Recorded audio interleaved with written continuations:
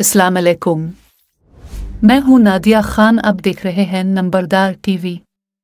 गिलगित बाल्टिस्तान के नंबरदार फजल रहमान ने खुसूसी गुफ्तगू करते हुए क्या कहा, सुनते हैं। माशाल्लाह मलिक फराज साहब, आपका जो आइडिया है बड़ा सुनकर बड़ा खुशी महसूस हुई, क्योंकि मैं तो ये समझ आता कि कोर कमेटी भी पूरे हैं, लेकिन माशाल्लाह कोर कमेटी में हम 9 बंदे हैं। तो दिल के ग्राउंड से आपको मैं शुक्रिया अदा करता हूँ। और कल 3 बजे गिलगित डिस्ट्रिक्ट का लमलदारों का मीटिंग है।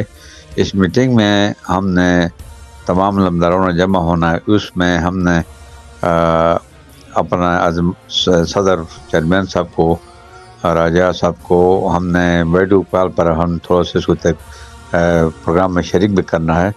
तो इंशाल्लाह हम भी गिलगित बल्टिस्तान के जो भी आइडिया होगा और आपका भी होगा, एक दूसरे को शेयर करते रहेंगे। और इंशाल्लाह जब इस्लामाबाद में हमारा कॉन्फ्रेंस होगा, हम ज़रूर शरीक करेंगे इंशाल्लाह। आपका शुक्रिया, बहुत बहुत अपना ख्याल रखें और अल्लाह ताला हम सबको सलामत रखें। आपका बहुत शुक्रिया। नंबरदार हुकूक की बहाली, पाकिस्तान का इस्तेहकाम और खुशहाली। नंबरदार पाकिस्तान के हर गांव में इस अर्ज़ पाक का सिपाही है। वो सदियों से देश के जोग्राफियाई, नज़रियाती और माशी सरहदों का मुहाफ़िज़ है। नंबरदारी निज़ाम को एक साजिश के ज़रिए कमज़ोर किया गया। इससे आम आदमी के मसाइल में इजाफ़ा हुआ और उसके मसाइल अरबाब इख्तियार तक पहुँचाने का रास्ता बंद करने की कोशिश की गई। लेकिन अब नंबरदार हुकूक वापस लेंगे। नंबरदार का बेटा नंबरदार होगा, विरासती हक बहाल होगा।